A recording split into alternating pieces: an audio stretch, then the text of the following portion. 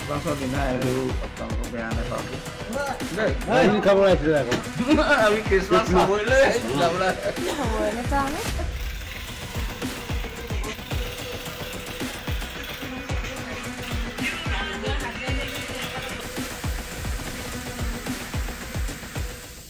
কিছুদিনৰ আগতে মোৰ স্বামী শ্ৰী ৰাহুল হাজৰিকা পুলিচে উঠাই নি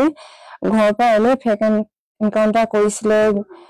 তাক একো তথ্য নোহোৱাকে তাক একো হুটপুচ নকৰাকে সেইখিনিতো হৈ গ'লে তাক মানুহটোতো পংগু কৰি পেলালে তাৰপিছতো পুলিচে এতিয়া আৰু এজন আহিছে আজি তেখেতে নাজিয়া চিআই হয় বুলি কৈছে তেখেতৰ সম্পূৰ্ণ তথ্যখিনি আমি নাজানো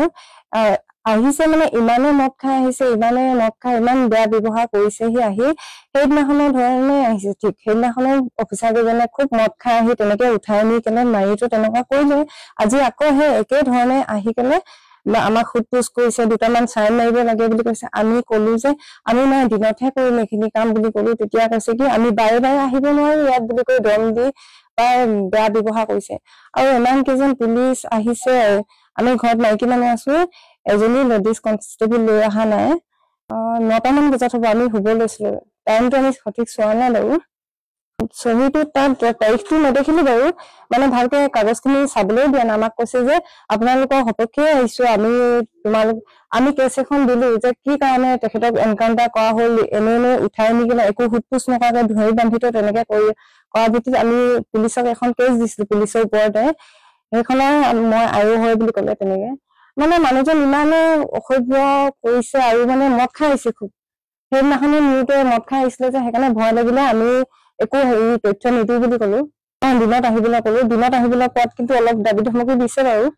নাই আমি বাৰেপতি আহি থাকিব নোৱাৰো আপোনালোকে ডিমৌ থানা যাব নহলে চেপন থানা যাব য'ত যায় যাব বুলি তেনেকে কৈছে মৰাণ খটখটি খালমাটি গাঁও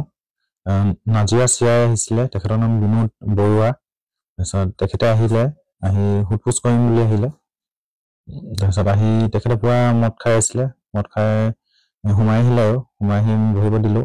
তাৰপিছত হুটপুচ কৰিম বুলি কিবা কিবি কৈ আছে আমি ক'লো ৰাতিপুৱা আহিব এতিয়াতো বহুত নিশা হৈছে আমি শুই থকা অৱস্থাত আছো এতিয়াতো নালাগে ষ্টেটমেণ্ট ল'বলৈ একো বুলি ক'লো তাৰপিছত সিহঁতে নাই এতিয়া ল'ম বুলি ক'লে জুৰি কৰিছে আৰু কিছুদিনৰ আগত ঘটনা হৈছিলে মোৰ ককাই ৰাহুল হাজৰিকা তেখেতক ঘৰৰ পৰা উঠাই লৈ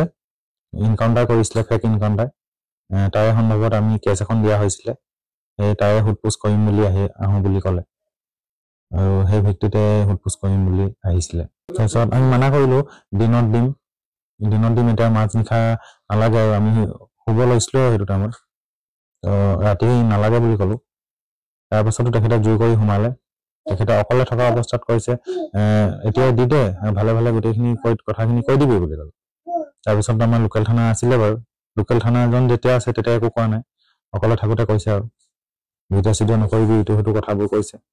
মদ খাই পুৰা খোজকাঢ়িব পৰা নাই আমি ভিডিঅ' কৰি থৈছো বাৰু তেখেতক বিশেষ কৰা নাই খালি কৈ আছে আৰু বাৰে বাৰে আহি থাকিব নাই এটা কেছৰ পিছত আমি লাগি থাকিব নোৱাৰো গৈছে আৰু ফোন কৰি আছে কাৰোবাক 9টা বজাৰ ওচৰা-ওচৰি হ'ব আৰু নাই এতিয়ালৈকে একো কোৱা নাই কিহৰ কাৰণে বুলি আমি দি থৈছো আৰু কাগজ কেছখন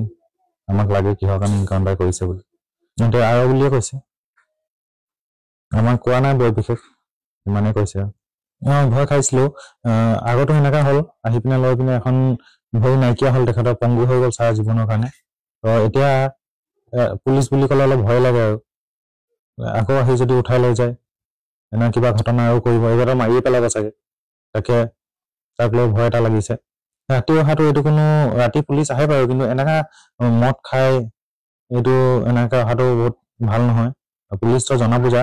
লোকেল থানা আহিছে লোকেল থানাজন বাৰু কৰা নাই আৰু কিবা কথা থাকিলে দিনত আহি হুটপুচ কৰিব লাগে ঘৰত মহিলা আছিলে গোটেইখিনি মহিলাই আছে তাৰপিছত লেডিজ পুলিচো নাই বাৰু